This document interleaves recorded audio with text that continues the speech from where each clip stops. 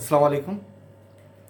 অনেকেই সর্দি ঠান্ডা যদি লাগে তাহলে বলে যে আমি কোনো নাকে গন্ধ পাচ্ছি না, খাবারের স্বাদ পাচ্ছি না। আ এটা একটা ভালোই সমস্যা।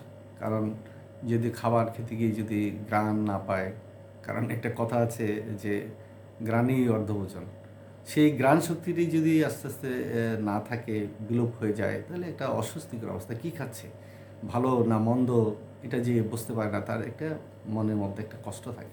তো এই ধরনের রোগগুলো যাদের হয় সাধারণত তাদেরকে আমাদের হোমিওপ্যাথিতে আমরা যে যাদের ঠান্ডা লাগা বা বাতরোগ আছে এবং ওই সমস্ত কারণে যাদের নাকে ঘ্রাণ নাই, ঘ্রাণ শক্তিটা কিছুটা বিলোপ হয়ে গেছে, তো তাদের আমরা অ্যাকোনাইট ওষুধটা আমরা আসলে দিয়ে থাকি।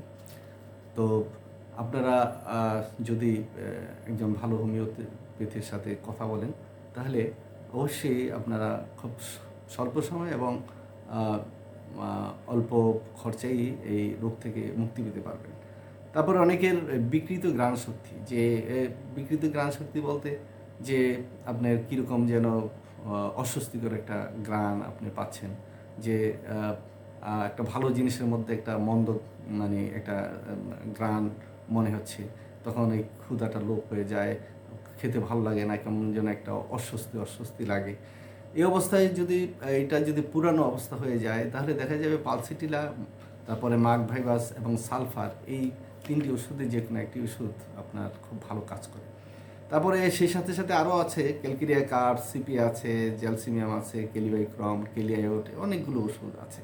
তবে নাকের মানে ঘ্রাণ শক্তি যাদের বিলোপ হয়ে যায় কিংবা নষ্ট হয়ে যায়, এটা যে কষ্ট এই কষ্টটা কিন্তু অনেক আ কঠিন এবং এই কষ্টটা আসলে আ যার হয় সে বোঝে।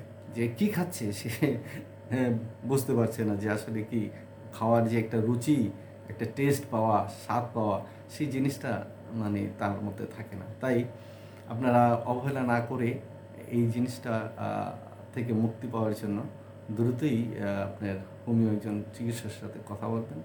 তাহলে এই সমস্যা থেকে মুক্তি পাবেন। ধন্যবাদ।